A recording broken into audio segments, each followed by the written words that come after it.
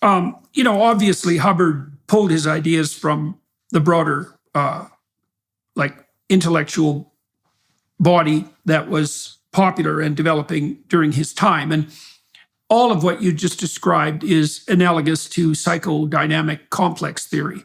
And so you can see, so let me give you an example of that. So if you're sitting with a client and they communicate a dream to you, and you want to analyze the dream, you can look for corresponding literary motifs the same way you would when you're trying to understand any story and analyze it, thinking of a dream as a story. But the association technique that Freud developed is predicated on the idea that you can flesh out the meaning of a dream, or any thought for that matter, any thought, by analyzing the pattern of associations that surround that thought or story. So, for example, if there's an image in a dream, imagine that you were dreaming and you dreamt that you pulled a boat out of a rampaging river and there was a diamond inside of it.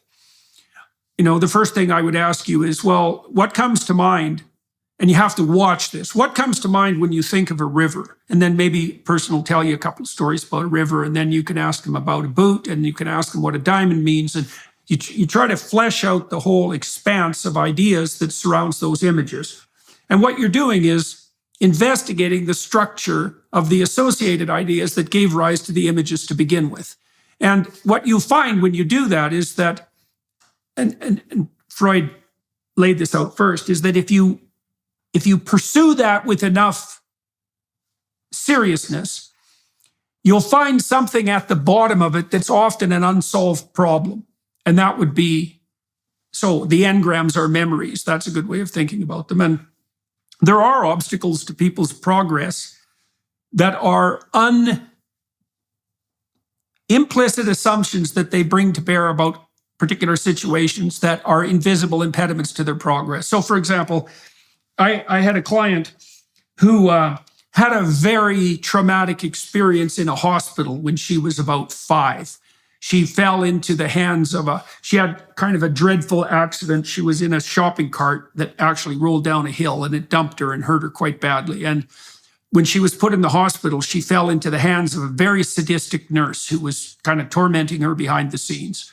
And at that time, the hospitals didn't let parents visit because they felt that the continual introduction of a parent and the separation was harder on children than just the absence of the parents, which is an absolutely preposterous, absurd, and cruel theory.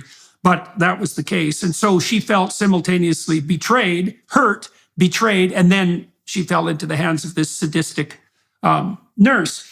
And so when we were investigating some of the dream imagery associated with her memories, that story arose. And she'd actually developed an entire complex of paranoia and suspicion in relationship to all establishments of authority, because when she was 5, she had been betrayed by her parents who abandoned her in the hospital. That's how she felt when she was 5. And then, of course, she fell into the hands of this psychopathic nurse who was basically torturing her behind the scenes.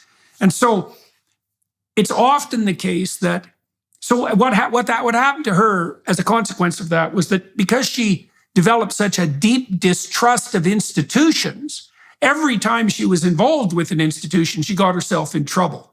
Because she was like a little puppy that growled, when someone leaned down to pet it because it had been kicked too many times. And her paranoia just got her in constant trouble with institutions. And of course, that fostered her belief that institutions were basically bad news.